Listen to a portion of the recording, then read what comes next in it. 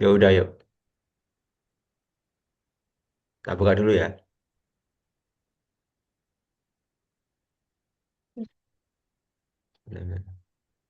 Baik, Assalamualaikum warahmatullahi wabarakatuh. Perkenalkan, kami dari kelompok rancangan sistem kontrol PID pada BIM and Ball menggunakan MATLAB Simulink. Sebelumnya, perkenalkan dulu, nama saya Muhammad Karir lagi dengan NRP 5022241054. Dan rekan saya, 41047. oke. Baik, di sini kita langsung berangkat saja dari latar belakang. Untuk latar belakangnya, steam sistem ball and beam merupakan mode klasik dalam teknik kendali yang bersifat nonlinear dan tidak stabil secara inherent atau inherently unstable. Tantangan utama sistem ini adalah mengontrol posisi bola pada titik tertentu, set point, hanya dengan mengatur kemungkinan batang melalui motor aktuator. Karena pergerakan bola sangat sensitif terhadap gangguan disturbance, diperlukan rancangan controller yang andal untuk menjaga kestabilannya. Untuk mengatasi kestabilan tersebut, proyek ini menerapkan kontrol PID atau proporsional integral derivatif yang disimulasikan menggunakan MATLAB ataupun Simulink. Melalui platform ini, perancangan diagram blok, pemodelan sistem mekanik, dan tuning parameter PID, ada KP, ada KI, ada KD, dapat dilakukan secara visual, aman, dan efisien. Proyek ini bertujuan untuk menganalisis performa kendali PID dalam menghasilkan respon sistem yang cepat dan stabil tanpa overshoot berlebihan. Untuk rumusan masalahnya yaitu ada bagaimana memodelkan sistem beam and ball pada MATLAB atau Simulink, dan bagaimana merancang kontrol PID agar sistem menjadi stabil, bagaimana pengaruh parameter PID terhadap respon sistem, dan yang terakhir, apakah kontrol PID mampu menghasilkan respon sesuai spesifikasi. Untuk tujuannya yaitu memodelkan sistem beam and ball, mendesain kontrol PID, melakukan simulasi menggunakan Simulink, menganalisis performa sistem berdasarkan respon waktu, dan yang terakhir menentukan parameter PID yang menghasilkan respon terbaik.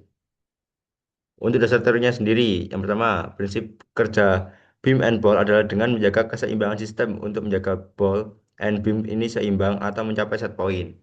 Controllernya itu perlu mengetahui posisi timbang bola atau nilai set point yang diinginkan. Sehingga kontrol dapat memerintahkan motor servo bergerak dengan sudut tertentu yang dibutuhkan agar beam menuju keadaan setimbang dan posisi bola pada nilai set point yang diinginkan. Jadi ini untuk gambarnya, untuk kurang lebihnya. Nah, secara fisika, dinamika pergerakan bola di atas batang diturunkan menggunakan hukum Newton 2 untuk mengatasi gerakan translasi dan rotasi. Ketika batang dimiringkan dengan sudut sebesar alfa, komponen gaya gravitasi sebesar Fg itu sama dengan mg sin alfa akan menarik bola untuk menggelinding ke bawah di sepanjang lintasan batang. Jika gaya gesekan diabaikan, gabungan antara gaya translasi dan inersia rotasi ini menghasilkan persamaan gerak dasar, yaitu M plus I per R kuadrat dikalikan dengan turunan kedua dari X sama dengan mg sin alfa, di mana X ini melambangkan percepatan linear bola. Jika bola yang digunakan adalah bola pejal, maka momen inersianya adalah I sama dengan 2 per 5 mr kuadrat. Jika nilai I ini disubstitusikan ke persamaan di atas, maka mendapatkan hasil 7 per 5 turunan kedua dari X sama dengan G sin alfa, atau bisa kita tulis turunan kedua dari X sama dengan 5 per 7 G sin alfa. Karena biasanya bermain dengan sudut kemiringan yang sangat kecil, maka sin alfa ini sama dengan alfa. Sehingga persamaannya menjadi jauh lebih sederhana, yaitu turunan kedua dari X sama dengan 5 per 7 G alfa. Kontrol PID bertugas menghitung berapa sudut alfa yang diperlukan motor agar menghasilkan percepatan X yang pas, sehingga bola bisa bergerak menuju set point. Itu bisa dilanjutkan oleh teman saya. Baik, selanjutnya kita masuk ke bagian pemodelan matematika dari sistem ball and beam ini. Terdapat beberapa tahapan dalam memodelkan dinamika pergerakan bola. Untuk yang pertama yaitu ada persamaan gerak Lagrangian. Persamaan ini awalnya masih nonlinear dan merekam seluruh interaksi gaya yang terjadi secara nyata pada sistem. Untuk suku pertama yaitu merepresentasikan inersia total bola. Suku kedua adalah gaya gravitasi. Suku ketiga adalah gaya sentrifugal. Masalahnya persamaan Lagrangian ini masih terlalu kompleks dan bersifat non-linear. Karena kita akan menggunakan kontrol PID yang sifatnya linear, maka akan dilakukan penyederhanaan dengan pendekatan linearisasi, yaitu pada poin 2. Kita akan membuat dua asumsi praktis, yaitu yang pertama, kemiringan batang atau alfa saat diseimbangkan pasti sangat kecil mendekati 0 derajat. Jadi nilai trigonometri dari sin alfa bisa kita anggap sama dengan alfa itu sendiri. Yang kedua, karena pergerakan sudutnya lambat, kecepatan sudut atau dot alfa mendekati 0. Akibatnya suku gaya sentrifugal bisa kita coret atau kita abaikan. Selanjutnya,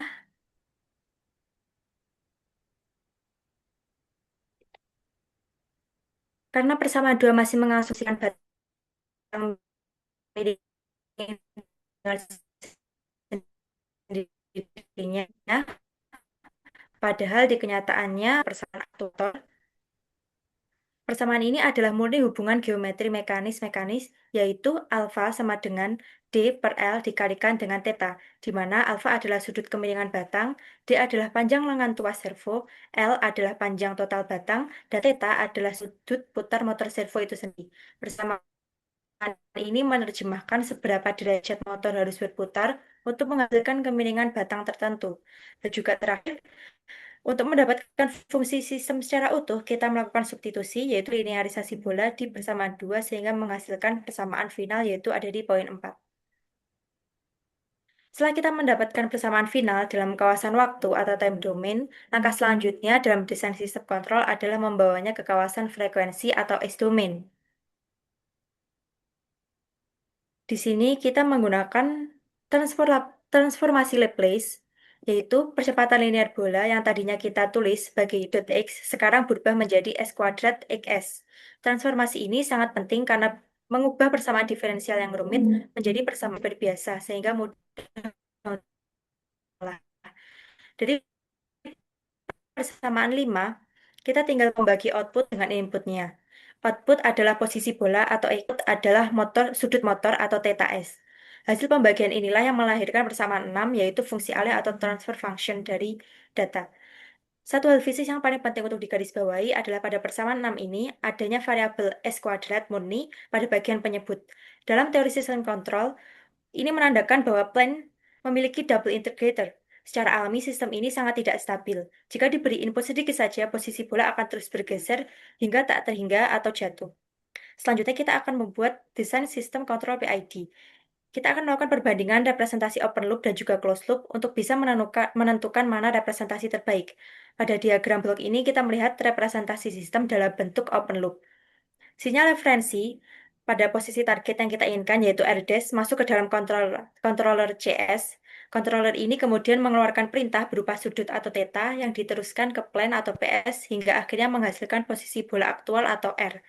Karena ini masih bersifat open loop, tidak ada garis umpan balik atau feedback dari posisi R kembali ke sistem.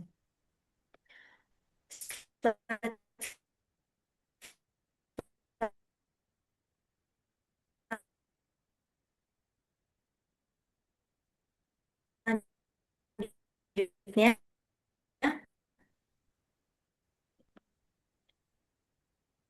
ke energi bisa mengalihkan fungsi alih kontrol PID standar dengan fungsi alih plan. Coba diperhatikan pada bagian penyebutnya, karena plan memiliki S kuadrat dan kontrol PID memiliki S di penyebut, saat dikalikan sistem open loop akan memiliki kutub pol pada S pangkat 3. Secara analisis kestabilan, sistem dengan kutub di titik asal berderajat 3 adalah sistem yang sangat tidak stabil dan tidak mungkin bisa dikendalikan tanpa adanya feedback. Untuk pembuktiannya, kita dapat melakukan simulasi di Simulink.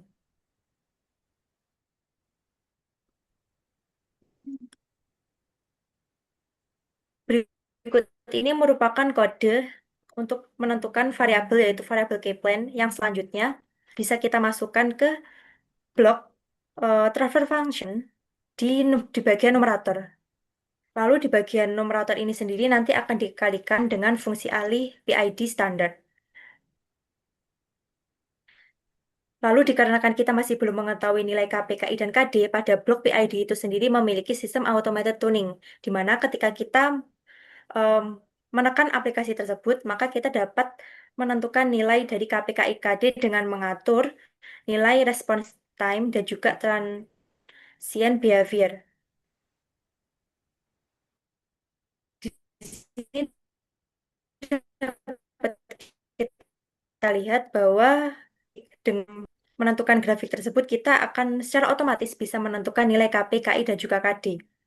Selanjutnya, setelah kita bisa menentukan nilai KP, KI, dan KD, maka kita akan melakukan simulasi dengan blok sistem open loop. Berikut merupakan hasil dari simulasi sistem open loop. Garis kuning yang terus melesat naik adalah representasi visual dari bola yang menggelinding tanpa kendali dan akhirnya jatuh di ujung batang. Mengapa hal ini terjadi? Karena tidak adanya jalur feedback. Sistem mengalami kebutaan. Kontrol PID memberikan perintah untuk memiringkan batang, namun karena tidak adanya sensor yang melaporkan posisi bola kembali ke controller, maka batang tersebut akan tetap miring. Akibatnya bola terus mengalami percepatan dan juga keluar dari jalur. Selanjutnya kita akan tinjau dalam representasi sistem closed loop. Perbedaan paling krusial dibandingkan sistem open loop yaitu adanya panah umpan balik ataupun feedback. Secara fisik, sensor akan membaca posisi aktual bola di atas batang, lalu dari data tersebut dikembalikan ke awal untuk dikurangkan dengan posisi target yang kita inginkan. Hasil pengurangan ini menghasilkan singular PID secara real time sehingga tahu seberapa jauh bola melenceng dan terus-menerus mengoreksi kemiringan motor atau theta sampai nilai error menjadi nol. Selanjutnya, eh, diketahui pula dari sistem kita akan mendapatkan fungsi alih dari closed loop itu sendiri.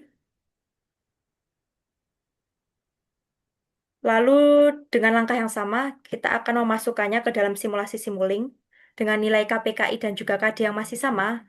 Kita dapat melakukan simulasi dengan blok diagram tertutup ataupun closed loop itu sendiri. Hasil dari simulasinya dapat dilihat bahwa kurva kuning sekarang merespon dengan sangat baik. Saat diberi sinyal gangguan atau posisi bola akan naik dengan smooth dan mulai melandai secara eksponensial dan pada akhirnya akan diam stabil di titik referensi ataupun set point. Terlihat tidak adanya osilasi ataupun overshoot yang signifikan yang berarti bola bergerak dengan responsif menuju titik target. Oke. Oke. Untuk hasilnya, permodalan sistem ball and bill pada MATLAB atau Simulink. Berdasarkan hukum mekanika dinamika yang dilinearisasi, fungsi Ali atau transfer function system, beam and bill dimodelkan dalam domain Laplace sebagai berikut. Jadi GS, XS per OS sama dengan minus GM gravitasi kali D per L dikalikan I per R kuadrat plus M S kuadrat yang udah dituliskan pada tadi. Di dalam Simulink, seluruh konstanta fisik disederhanakan menjadi satu parameter gain tunggal atau Key-plane. Karena sistem memiliki kutub ganda di titik asal, S kuadrat pada penyebut, sistem open loop bersifat tidak stabil secara inherent dan memiliki fasa non minimum yang ditandai dengan tanda negatif pada pembilang fungsi Ali. Perancangan kontrol PID untuk sistem stabilitas sistem. Nah, untuk menstabilkan bola, implementasi PID pada closed loop, berdasarkan perancangan diperoleh nilai KP KIKD-nya ada sebagai berikut, yaitu KP-nya sebesar minus 0,1825, KI-nya sebesar minus 0,0012, KD-nya minus 4,7534 dengan filter koefisien N sebesar 114,2828. Nilai parameter yang bernilai negatif ini berfungsi sebagai kompensator pembalik fasa agar sistem tidak mengalami umpan balik positif yang membuat bola melesat jatuh. Adanya filter koefisien N berfungsi meredam derau atau noise frekuensi tinggi pada pembacaan sensor posisi bola yang diperkuat oleh aksi derivatif. Pengaruh parameter PID terhadap respons sistem yaitu pada aksi proporsional atau ketika KP sama dengan minus 0,1825 itu pengaruhnya adalah memberikan penguatan yang cukup untuk menggerakkan talangan servo secara proporsional terhadap jarak bola dari target tanpa menyebabkan hentakan radikal. Untuk pengaruh integral sendiri atau KI sama dengan minus 0,0012 itu di skala sangat kecil mendekati nol karena plan secara alami sudah merupakan integrator ganda sehingga akumulasi galat masa lalu hampir tidak dibutuhkan untuk menghasilkan steady state error atau ESS. Untuk aksi derivatif itu pengaruhnya ketika KD sama dengan minus 4,7534 itu disetel sebagai komponen paling dominan. Nilai yang besar ini memberikan gaya redaman atau damping fisik yang kuat untuk memperlambat bola secara presisi saat mendekati titik acuan agar tidak terjadi osilasi terus-menerus.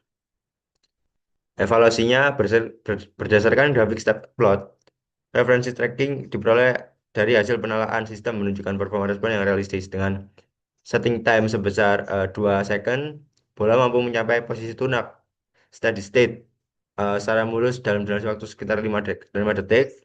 Terus ada overshootnya itu masih sangat minim, kurang dari 4%, dan sistem langsung mengunci posisi bola dengan stabil tanpa osilasi lanjutan. Respon ini tuh dinilai sangat aman karena mencegah terjadinya saturasi pada motor servo serta meminimalkan risiko bola tergelincir atau slip akibat percepatan sudut yang tiba-tiba. Untuk kesimpulannya, yang pertama, permodelan sistem ball and beam berhasil dipresentasikan pada MATLAB atau Simulink sebagai integrator ganda S kuadrat dengan karakteristik gain plane negatif yang menandakan sifat tidak stabil secara inherent. Kedua, penelaan menggunakan PID tune app secara otomatis menghasilkan nilai parameter yang pengendali yang presisi. Terus yang ketiga, komponen derivatif atau KD memegang peran paling dominan dalam dan vital dalam mengendalikan kestabilan bola melalui pemberian efek redaman damping yang kuat. Sementara KI diminimalkan untuk mencegah timbulnya osilasi liar akibat fenomenal integral window. Yang keempat, terakhir, kontrol PID hasil penelaran terbukti sangat andal dan memenuhi spesifikasi fisik dunia nyata dengan respon time yang ideal sebesar 2 second dan waktu tunak sekitar 5 second. Karakteristik kurva yang mulus dengan overshoot yang sangat rendah yaitu tadi sebesar kurang dari 4% menjamin sistem ini itu aman dari risiko saturasi aktuator motor servo maupun efek slip pada bola saat diimplementasikan ke alat aktual. Untuk referensi yang kita pakai adalah seperti ini, nanti bakal kita taruh di deskripsi video. Oke, terima kasih. Sekian dari kelompok kami. Kurang lebihnya mohon maaf. Wassalamualaikum warahmatullahi wabarakatuh.